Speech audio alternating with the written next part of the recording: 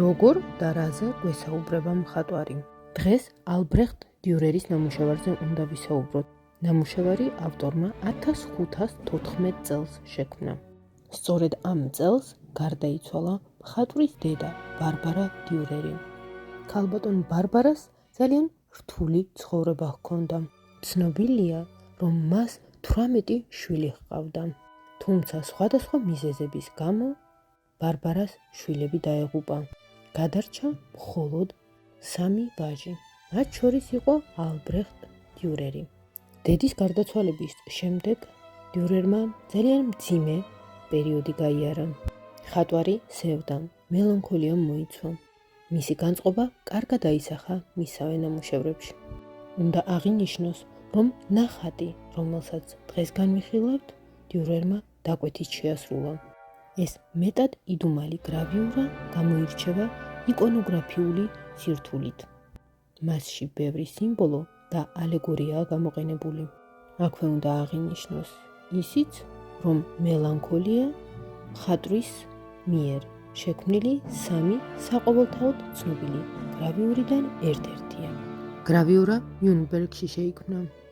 ხელოვნებაცოდნეები ზემოხსენებულ ნამუშევარს ხშირად დიურერის სულის ავტოპორტრეტად მოიაზრებენ. მკვლევართა ნაწილი მიიჩნევს, რომ მხატვრის მიერ გრავიურაში წარმოდგენილი ქალი თავზე გვირგვინითა და ფარგლით ხელში, სინამდვილეში ქალის სამოში გადაცმული მამაკაცის ფიგურაა. ხშირად ამ ფიგურას თავად მხატვართანაც აიგივებენ.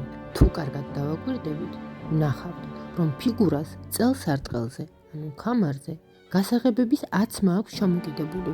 ქალის სიახლოვესაა გამოსახული მძინარე ძაღლის ფიგურაც.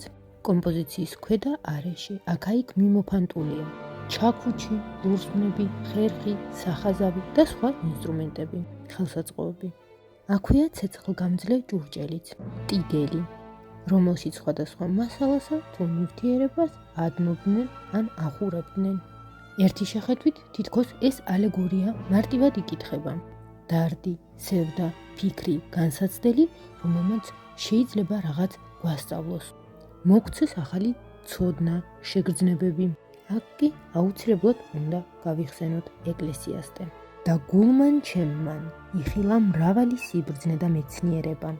მიგავნი და მიწევნანი ვცნენ მე.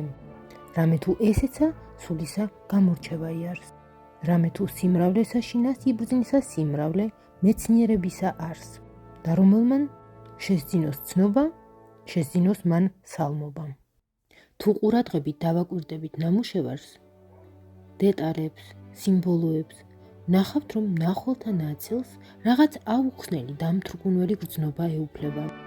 ნაწილი ამ ემოციებს შფოთვასთან აიგივებს. გარკვეულწილად ამას ის გარემოებას განაპირობებს, რომ გრავიურაზე აზრობრივად, ფუნქციურად, სრულიად განსხვავებული უამრავი დეტალია თავმოყრილი, მიმოფანტული. აი, დააკვირდით. ნამუშევარში სამუშაო იარაღებთან ერთად დიურერს ერთგან სასწორი და ქვიშის საათიც კი გამოუსახავს.